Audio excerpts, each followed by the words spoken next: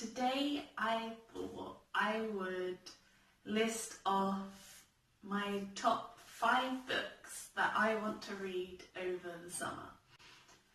So I've released an article over my blog. I started that back up. That's a thing happening now.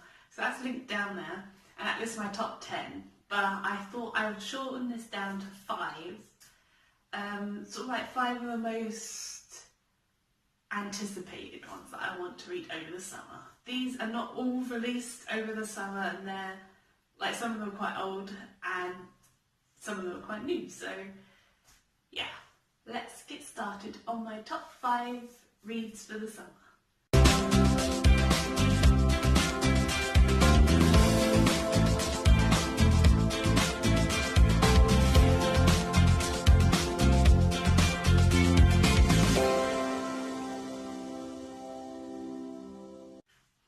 So my number 1 read, like the one that I'm really looking forward to reading, isn't released until the end of summer, so I'm still including it, and it's The Testament. The Testaments by Margaret Atwood. I have recently become obsessed with this woman. She is amazing. If you didn't check out before, go up there, and there will be my review on the first ever Atwood book that I ever read, which is Oryx and Crake, and I love that, and I read the whole series, the whole Mad Adam trilogy, in like 2 weeks. It was amazing, and I would definitely recommend checking it out. But The Testaments follows 3 women set in Gilead, which if you've read the book or watched the series, you know that is set for The Handmaid's Tale. So yes, I am very excited to see what is going to happen. I had watched the series before reading the book, and I was a little bit disappointed with the book, just because of how great the series is.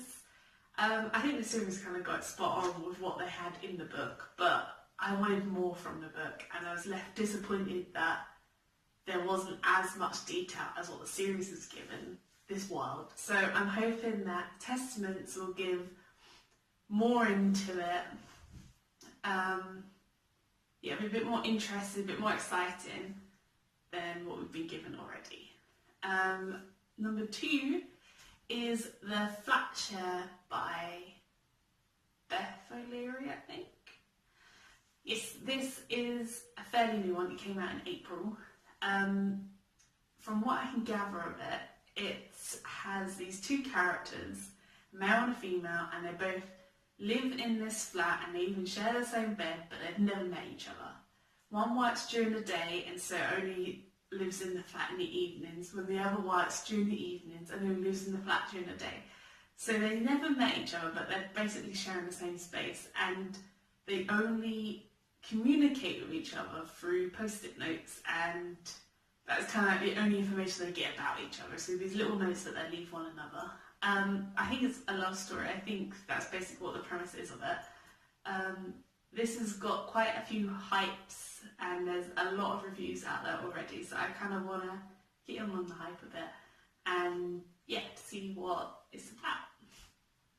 My number 3 is Fangirl by Rainbow Royale. Okay, if you've read the article on my blog, this is completely different. But I'm only swapping this up because I've just finished reading Eleanor and Park. Loved it.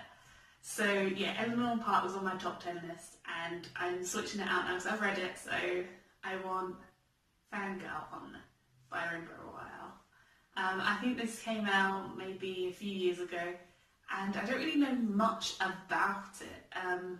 I think it's about this character who writes a lot of fan fiction and how they get into that. So yeah, with Rainbow Royale, I've seen her books, and a lot of people I know have read her books.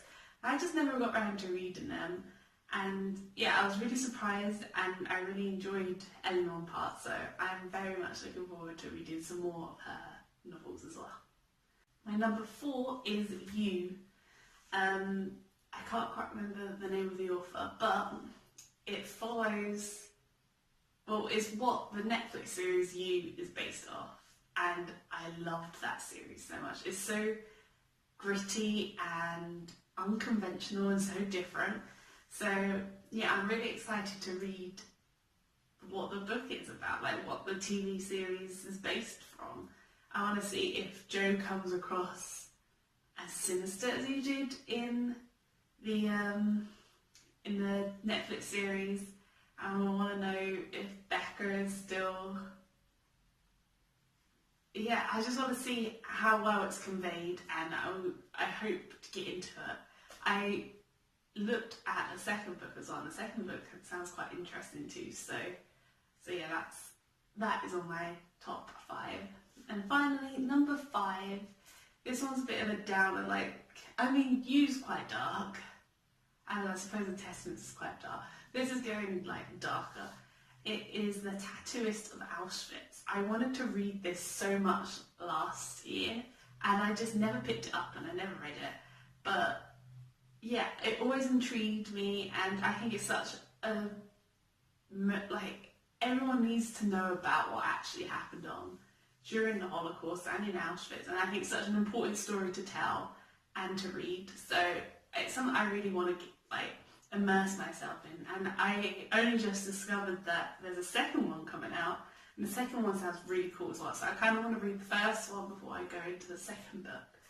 But yeah, I hope to get into that. I hope to understand what's it about. I've read the blurb and I wasn't quite sure if it was for me, so I think that's probably why I kind of put off from buying it. But yes, that is one that I definitely want to read as well. So those are my top 5 books that I want to read over the summer months. And yeah, I'll let you know how I get on with my top 5, whether I read them. I hope I do. I mean, I'm only telling you 5, so I should read 5 over the summer. So yeah, if you've read any of these books, I'd love to know what you thought about them down below. And yeah, if you like this video, give it a like and subscribe if you're new. And I shall see you next time. Bye!